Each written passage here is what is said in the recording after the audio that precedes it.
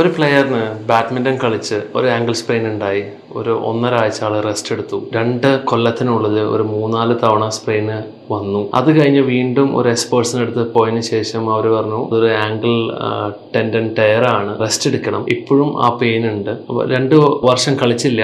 പിന്നെ വീണ്ടും കളിച്ചു കഴിഞ്ഞപ്പോൾ വീണ്ടും സ്പ്രെയിൻ വന്നു. വീണ്ടും 2 ആഴ്ച റെസ്റ്റ് എടുത്തു. അത് ഇനി കളിക്കാൻ പറ്റുമോ ഇല്ലയോ എന്നുള്ളതായിരുന്നു ഒരു ചോദ്യം വന്നിട്ടുണ്ടായിരുന്നത്. റെസ്റ്റ് എന്ന് പറയുന്ന ഒരു സൊല്യൂഷൻ അല്ല. നമ്മളൊരു ആക്ടിവിറ്റിയിൽ നിന്ന് നമ്മൾ മാറി നിൽക്കണു എന്ന് മാത്രമേ ഉള്ളൂ. ഒരു ആംഗിൾ ഇഞ്ചുറി ഉണ്ടായി കഴിഞ്ഞാൽ അതിൻ്റെ ഡെഫിനറ്റ്ലി 1 വീക്ക് 1.5 വീക്സ് നമ്മൾ റെസ്റ്റ് എടുത്ത് കഴിയുമ്പോൾ ലാക്സിറ്റി ഉണ്ടാവും, മസിൽ വീക്ക്നെസ് ഉണ്ടാവും, അതേപോലെ തന്നെ സ്കാർ ടിഷ്യൂസും ഡെവലപ്പ് ചെയ്തിട്ടുണ്ടാവണം. കറക്റ്റായിട്ട് റീഹാബ് എന്ന് പറയുന്നത് നമ്മൾ ആംഗിൾ സ്റ്റെബിലിറ്റി എക്സസൈസുകൾ നമ്മൾ ഫോക്കസ് ചെയ്തേ പറ്റൂ. ചെറുതായിട്ടൊക്കെ ഓടാനൊക്കെ പറ്റുന്നുണ്ടെങ്കിൽ അതിൻ്റെ അർത്ഥം അത്രയും വലിയൊരു ഇമ്പാക്റ്റ് നടന്നിട്ടുണ്ടാവില്ല. സ്കിൽഡ് ആക്ടിവിറ്റീസ് ആയിട്ടുള്ള ട്രിക്കി മൂവ്മെൻറ്റ്സുകളും കാര്യങ്ങളും ചെയ്യാനായിട്ടുള്ള stability പെട്ടിട്ടുണ്ടാവണം.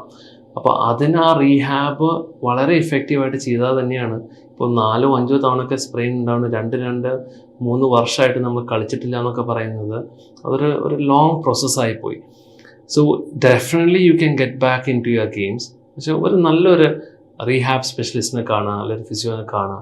He will be able to help you out. നമ്മൾ ഇനിയും വീണ്ടും റെസ്റ്റ് എടുത്ത് കുറേ നാൾ കളഞ്ഞിട്ട് കാര്യമില്ല.